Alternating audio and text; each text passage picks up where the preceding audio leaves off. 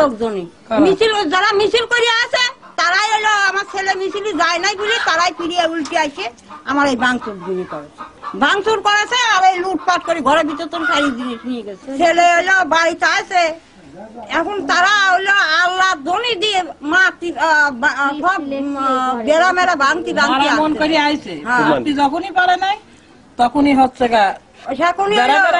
ভিতরে ঢুকেছে, ভিতরে ঢুকে যা জিনিসপত্র ছিল লুটপাট করে সে নিয়ে গেছে।